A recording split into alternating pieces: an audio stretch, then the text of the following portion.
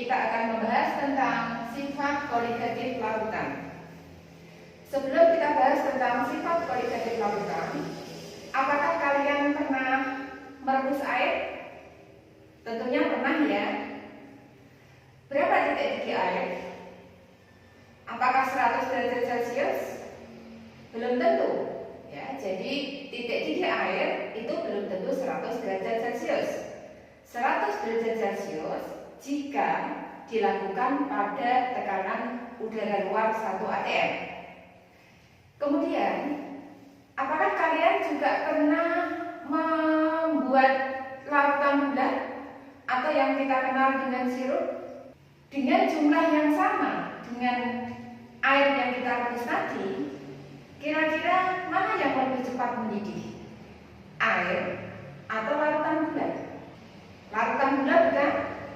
Iya, jadi larutan gula itu lebih lama jika kita didihkan.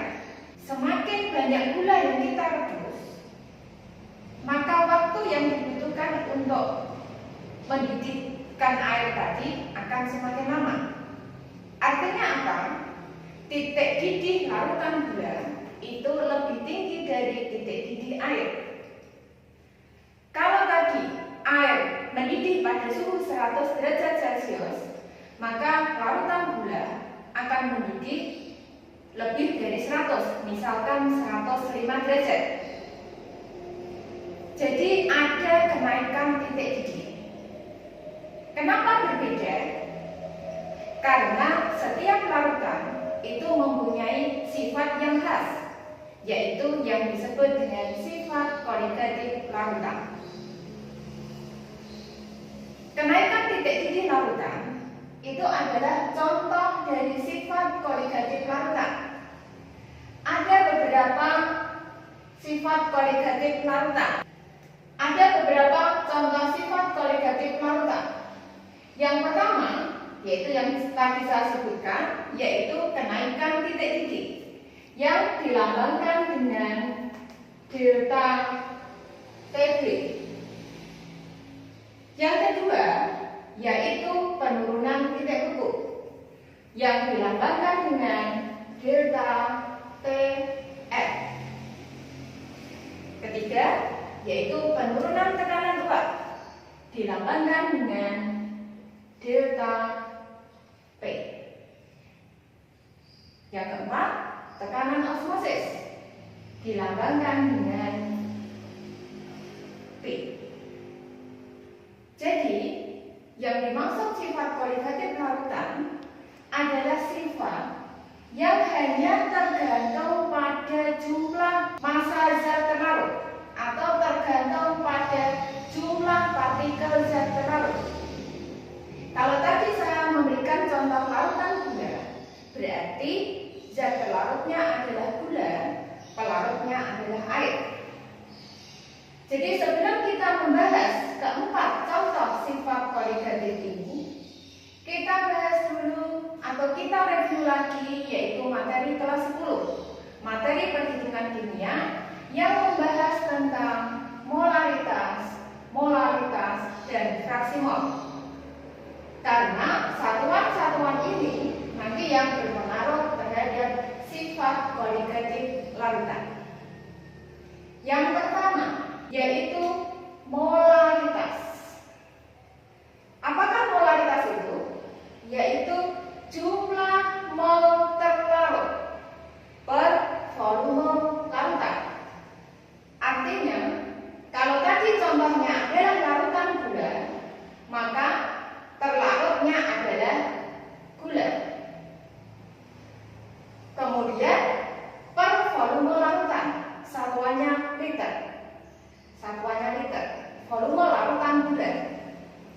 Seperti yang kita ketahui bahwa mol rumusnya adalah massa dibagi ml. Oleh karena itu, rumus molaritas atau disingkat dengan M besar adalah massa zat terlarut per ml terlarut kali 1000 per volume. Kenapa ini dikalikan 1000? Ya, karena volume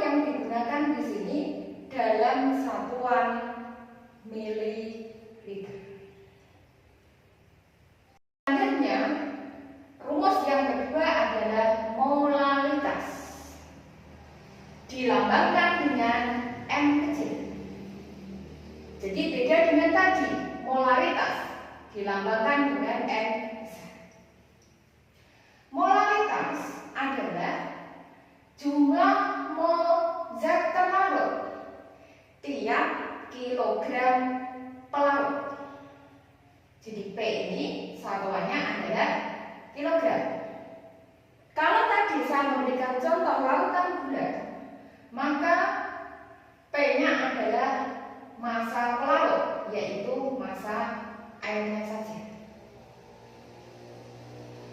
Seperti yang saya jelaskan tadi, bahwa mol adalah massa per ml, sehingga rumus molaritas sama dengan massa zat terlarut dibagi ml terlarut kali 1000 per P. P mempunyai satuan gram.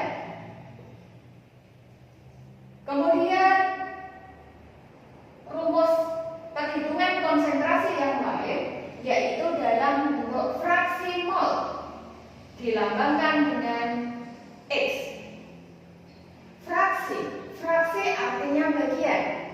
Jadi kalau fraksi mol, karena dalam larutan terdiri dari terlarut dan pelarut, jadi karena larutan itu terdiri dari zat terlarut dan pelarut, sehingga fraksi mol ada dua, yaitu fraksi mol terlarut,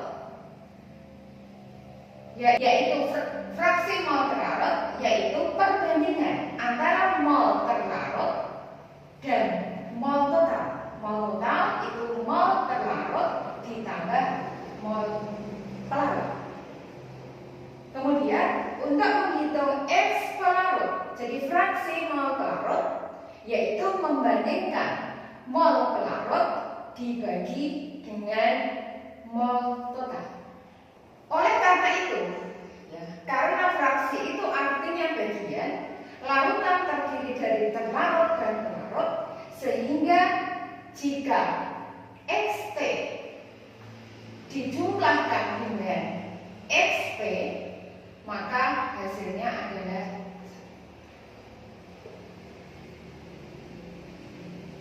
ini rumus-rumus yang akan kita gunakan pada materi sifat koligatif.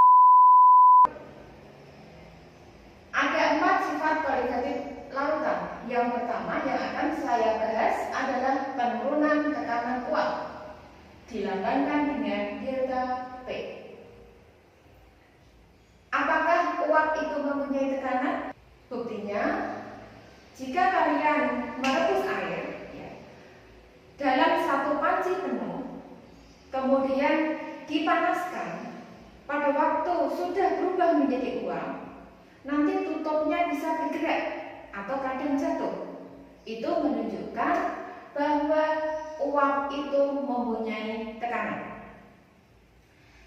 Kemudian jika kita merebus larutan gula, jadi ada tambahan zat terlarut. Karena adanya gula, maka tekanan berubah menjadi tekanan larutan. Jadi kalau adanya gula, maka uap yang terbentuk hanya sedikit. Kalau uap yang terbentuk hanya sedikit, maka dibandingkan jika kita merebus air saja, maka tekanannya lebih kecil, sehingga letaknya di sini. Ini adalah P0, tekanan uap jenuh pelarut. Kalau larutan gula, ini adalah tekanan uap jenuh dari air. Jika ditambahkan gula, maka akan turun, yaitu menjadi P. Ya, jadi P adalah tekanan larutan.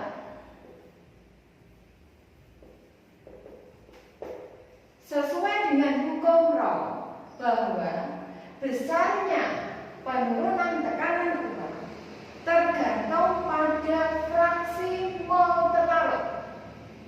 Jadi delta P mempunyai rumus delta P atau penurunan tekanan uap sebanding dengan XT Masih ingat kan XT fraksi mol terlarut dikalikan P0. Kemudian kalau kita menghitung berapa tekanan larutan atau P, jadi tekanan larutan berdasarkan atau sebanding dengan fraksi mol pelarut, sehingga rumusnya adalah P sama dengan XT kali P0. Oleh karena XT ditambah XP sama dengan 1, sehingga kita juga bisa menghitung delta P adalah P0 min P. Jadi ini adalah rumus yang kita gunakan untuk menghitung besarnya penurunan tekanan uap. Kenaikan titik didih tergantung pada jumlah partikel zat terlarut. Sebagai contoh, kalau kita membuat sirup atau larutan gula dengan gula 1 ons dan kita buat larutan yang lain dengan gulanya misalkan 1 kg, yang satu tadi 100 gram, yang satu 1000 gram, dengan jumlah air yang sama. Kira-kira mana yang lebih lama mendidih? Tentu saja yang lebih lama adalah yang jumlah gulanya banyak. Jadi semakin banyak gula, maka terjadi kenaikan titik didih yang lebih besar. Oleh karena itu, kenaikan titik didih tergantung pada molalitas. Semakin banyak massa terlarut, maka molalitas semakin besar, sehingga delta PB besar. Artinya apa? Kalau kita melakukan percobaan pada tekanan 1 atm, ya, titik didih air itu 100 derajat Celcius. Kalau kita tambahkan gula, akan terjadi kenaikan titik didih. Jadi otomatis kalau kita tambahkan gula, terjadi kenaikan titik didih. Misalnya 5 derajat Celcius. Jadi TB larutan adalah, atau kenaikan titik didih larutan gula tersebut adalah TB air ditambah delta TB. Rumus yang dapat kita gunakan, ya, molalitas sudah kita bahas pada video sebelumnya. Jadi delta TB adalah KB kali massa terlarut, massa gula, dibagi MR terlarut atau MR gula kali 1000 per P, dengan P adalah massa air atau massa air sebagai pelarut. Kemudian di sini ada KB, tetapan molal air, tetapan kenaikan molal air diukur pada tekanan standar, besarnya adalah 0,52 derajat Celcius per molar. Artinya apa? Setiap 1 molar kenaikan 1 molar, maka suhunya naik 0,52 derajat Celcius.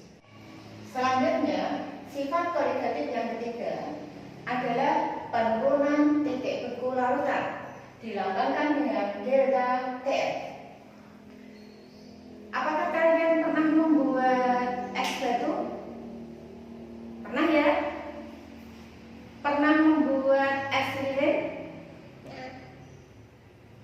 Pernah ya? Oke.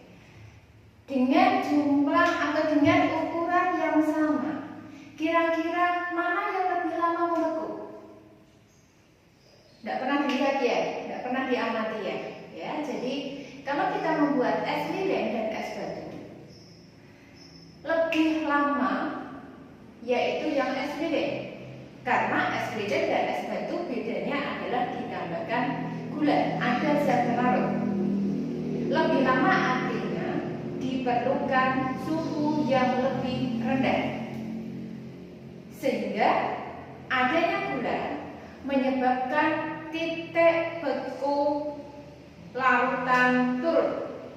Jadi kalau titik beku air itu 0 derajat Celcius diukur pada tekanan 1 atm, maka kalau kita membuat es lilin, titik bekunya lebih rendah. Jadi titik beku larutan gula atau es lilin nanti di bawah 0.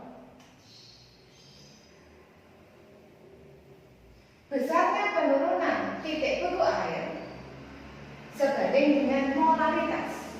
Artinya semakin banyak gula yang kita tambahkan, maka penurunannya semakin besar. Penurunan semakin besar menunjukkan titik bekunya semakin rendah. Rumus menghitung penurunan titik beku atau delta TF adalah Kf kali N. N adalah molaritas. Besarnya Kf atau besarnya Kf air adalah 1,86 derajat Celcius per molar. Kf adalah tetapan titik beku air. Coba kalian perhatikan diagram P, tekanan dan suhu dari air. Jadi yang garis merah ini adalah air. Pada tekanan 1 atm akan memiliki titik didih air yaitu sebesar 100 derajat Celcius. Pada tekanan 1 atm, air akan memiliki titik beku yaitu 0 derajat Celcius. Kemudian, jika kita tambahkan gula, namanya larutan gula, grafiknya yang hitam, yang bawah. Ini adalah larutan gula. Maka akan terjadi kenaikan titik didih yang semula tadi di atas 100 akan naik menjadi TB larutan. Besarnya yaitu delta TB. Jadi jika ditambahkan gula terjadi kenaikan titik didih sebesar delta TB. Kemudian yang sebelah kiri, jika ditambahkan gula atau ditambahkan zat pelarut, maka akan terjadi penurunan sebesar delta TF. Kemudian kita lanjutkan sifat kualitatif yang keempat, yaitu tekanan osmosis, dilambangkan dengan P. Apakah kalian masih ingat tentang definisi osmosis? Mungkin di mapel biologi sudah pernah dibahas, yaitu osmosis, proses perembesan pelarut dari larutan yang konsentrasinya kecil ke larutan yang konsentrasinya besar. Jadi misalkan kalian mempunyai wortel dengan ukuran yang sama, yang satu ya kamu masukkan ke dalam, jadi ini wortel ya, dimasukkan ke dalam ini air, yang ini adalah larutan garam. Jadi wortel dengan ukuran yang sama dimasukkan.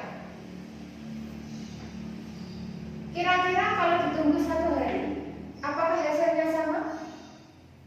Yang satu masuk ke dalam air, yang satu masuk ke dalam larutan garam. Nanti bisa dicoba ya. Jadi kalau yang masuk ke dalam air, wortel nanti akan semakin besar. Kalau larutan garam, wortel akan semakin di sini terjadi proses osmosis. Jadi kalau dalam air, wortel mempunyai konsentrasi yang lebih tinggi sehingga airnya masuk ke dalam wortel. Tetapi untuk larutan garam, karena konsentrasinya lebih tinggi dibandingkan dengan wortel, maka air yang ada dalam wortel akan keluar sehingga wortel menjadi semakin kecil. Ini adalah dua contoh peristiwa osmosis. Kemudian kita bisa menghitung besarnya tekanan osmosis dengan rumus P sama dengan M besar, molaritas kali R, tetapan gas ideal, kemudian kali suhu. Besarnya R 0,082 liter atm per mol Kelvin. Untuk suhu, satuannya adalah Kelvin. Demikian materi sifat koligatif larutan. Sampai ketemu.